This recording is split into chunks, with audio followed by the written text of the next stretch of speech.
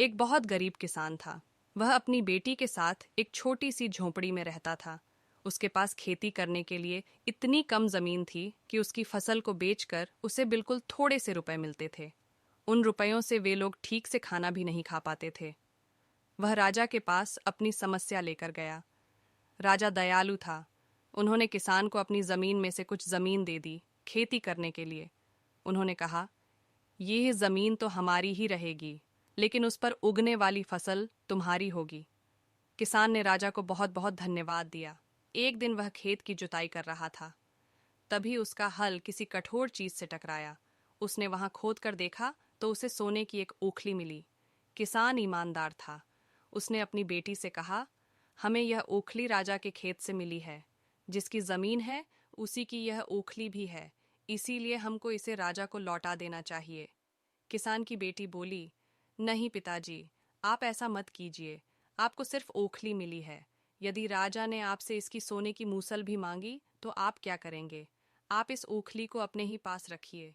लेकिन किसान को यह बात ठीक नहीं लगी। वह बोला, जो चीज हमें मिली ही नहीं उसे मांगने का कोई अधिकार नहीं है। वह राजा के पास ओखली लेकर पहुंचा। लेकिन दरबार में ठीक वैसा ही हुआ जैसा कि किसान की बेटी ने सोचा था। राजा ने सोचा कि किसान ने लालचवश मूसल अपने पास रख ली है। किसान बेचारा सोने की मूसल कहाँ से लाकर देता।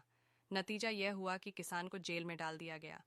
जेल में न उसे ढंग से खाना मिलता था न पानी। किसान को ऐसी गलती की सजा दी गई थी जो उसने की ही नहीं थी। वह खाए पिए बिना निढाल हो गया। लेटे लेटे वह रोता रहता था और कहता था, बेटी की बात मानी होती, काश मैंने अपनी बेटी की बात मानी होती। एक दिन राजा ने उसे ऐसा कहते हुए सुन लिया। उन्होंने किसान से पूछा कि वह ऐसा क्यों कह रहा है। तब किसान ने राजा को पूरी बात बताई। राजा को अपनी गलती का एहसास हुआ। किसान को तुरंत छोड़ दिया गया। किसान की बेटी को राजा ने दरबार में बुलाया। उससे बातें करने के बाद राजा को पता चल गया कि वह कितनी बुद्धिमान है। किसान की बेटी को राज्य के खजाने का मंत्री बना दिया गया। उन्हें रहने के लिए घर और सभी सुख सुविधाएं दी गईं। किसान और उसकी बेटी सदा खुश रहने लगे। किसान को थोड़ा कष्ट जरूर झेलना पड़ा, लेकिन अंत में जीत सच्चाई की हुई।